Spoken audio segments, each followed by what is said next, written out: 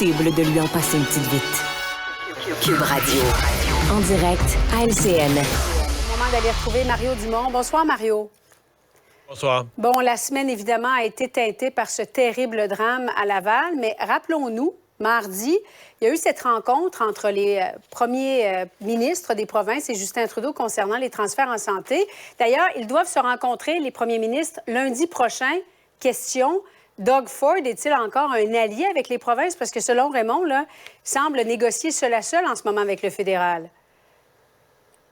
Semble jouer sur les deux tableaux et si on se fie au Toronto Star, peut-être joue sur les deux tableaux depuis déjà quelques mois, là. Il y a du cigare, là, semble-t-il, qui aime fumer des cigares avec le ministre responsable des relations avec les provinces, Dominique Leblanc. Et je ne sais pas comment les autres premiers ministres vont recevoir ça. Je ne sais surtout pas comment François Legault va retenir ça, parce que François Legault, je pense, se voyait comme un allié de Doug Ford, les deux plus seniors. Il y a beaucoup de nouveaux. Parmi les premiers ministres des provinces, il y en a plusieurs. Plus de la moitié sont là depuis moins de 2 ans. Là, donc, ils sont des récemment arrivés. N'ont jamais participé à des grandes négociations avec le fédéral, d'ailleurs. Donc, ça, c'est deux des un petit peu plus seniors, là, M. Legault, M. Ford. Alors, je ne sais pas comment François Legault va aimer ça, de savoir que Doug Ford n'avait pas tenté ses affaires par en arrière. Quoique... je sais pas, Doug Ford peut pas être pleinement satisfait, là. Je pense que tous les premiers ministres des provinces considèrent l'offre d'Ottawa comme nettement insuffisante. Est-ce que Doug Ford s'est négocié d'autres choses par en arrière ou d'autres transferts dans d'autres matières ou d'autres dossiers qui sont importants pour lui et a décidé de jouer un peu l'allié de Justin Trudeau dans la négociation sur la santé? Ça va être... Écoute, le dossier va être intéressant à suivre et c'est toujours l'autre question, est-ce qu'un front commun des provinces pourrait forcer Ottawa à réviser à la hausse là, sa proposition? Mais il semble fragiliser ce front commun. Ah, c'est un mot faible, fragilisé. Oui, avec l'Ontario. C'est pas l'île du Prince-Édouard, quand même. Mario, le chemin Roxham, bon, le problème s'est amplifié, complexifié. Tu as réalisé une entrevue avec la mairesse de Saint-Armand cet avant-midi, parce qu'il n'y a pas que par le chemin Roxham qu'il y a du va-et-vient. Écoutons un extrait. On essaie de voir ou d'aider le mieux possible, mais on n'a pas les ressources ni financières ni matérielles pour assurer une surveillance ou pour valider les gens qui traversent ou pas. Puis oui, c'est des pressions qu'on met un peu. On a des bonnes communications avec les 2 députés provinciaux et fédéraux, mais ça reste que c'est quand même un fléau.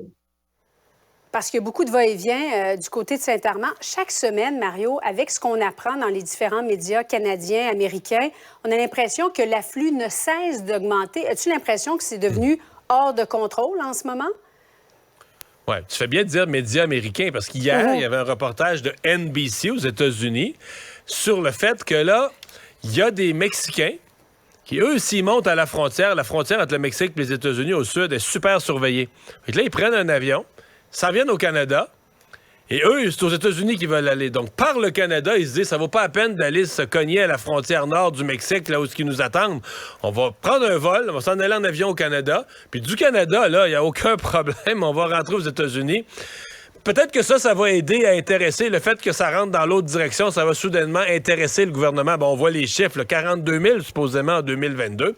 Ça va peut-être intéresser le gouvernement américain à s'intéresser davantage au dossier, à être prêt davantage à négocier la fin de l'entente sur les tiers pays sûrs, ou la révision de l'entente sur les tiers pays sûrs. Mais oui, le dossier, c'est certain qu'il se complexifie. C'est le vieux principe, là, tout ce qui traîne se salit. Là, c'est de plus en plus connu, populaire, qu'on peut passer facilement à la frontière Canada-États-Unis. On dit que le chemin Roxham est connu sur tous les continents, ou à peu près. Donc, je me répète, le président Biden vient au mois de mars. Je vois très mal comment l'un et l'autre gouvernement du Canada et des États-Unis vont pouvoir passer cette rencontre avec le président Biden et M. Trudeau sans avoir quelque chose de substantiel à dire sur le sujet. Le Conseil national de Québec solidaire débute ce soir, va se dérouler tout le week-end. Le parti, Mario, semble traverser une période assez difficile. Ce serait quoi, selon toi, le défi du week-end là, pour Québec solidaire? En fait, le défi du week-end, il est beaucoup là, pour Gabriel Nadeau-Dubois.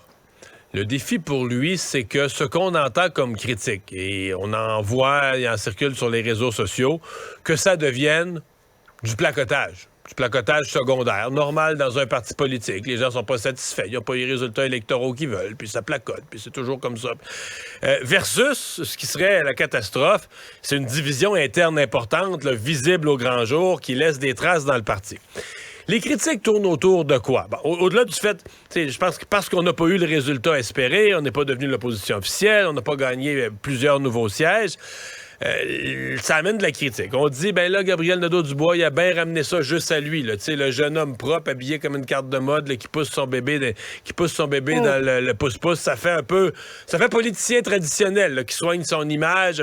Québec solidaire, c'était pas ça. Là. Québec solidaire, c'était 2 porte-paroles, puis là, il a mis de côté Manon Massé. Puis Québec solidaire, c'est 2 porte-paroles qui parlent au nom d'un membership militant qui veut changer l'ordre des choses. Puis c'est pas un chef là, qui se fait une belle image puis qui ramène ça à lui. Alors, c'est le genre de critique. Les autres critiques, c'est qu'on a modéré le programme. Là, on a recentré le programme, que ce soit moins radical pour essayer d'aller chercher plus de votes. Mais là, finalement, on n'a pas eu plus de sièges. Fait que les militants qui veulent un programme là, très mordant, très radical, disent, regardez, ça valait la peine de mettre de l'eau dans la soupe, là. On n'a pas eu plus de sièges. Fait que c'est tout ça, là, le genre de discussion qu'ils vont avoir. Donc, si on est dans la peau aujourd'hui de Gabriel Nadeau-Dubois, on veut pouvoir dire à la fin de la soirée dimanche, regarde, c'est normal, des petites critiques, petits placotages. Dans un parti, on a toujours ça, mais le parti dans son ensemble est uni. C'est ça qui va être l'objectif. Ils ont aussi des discussions sensibles. Il y a encore des militants de Québec solidaire qui sont pas d'accord là, qui se soient opposés à la nomination de la représentante de lutte à l'islamophobie. Là.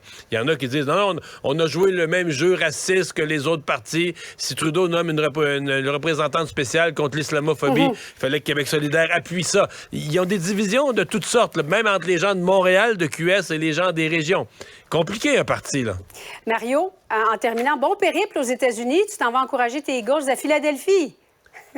En fait, je vais pas au Super Bowl, ça coûtait trop cher, mais je vais vivre le match dans un grand rassemblement à Philadelphie avec les partisans des Eagles. Alors, bonne épopée aux États-Unis. Merci, Mario. Merci, salut. Au revoir. Oui, alors demain matin, je serai direction Philadelphie.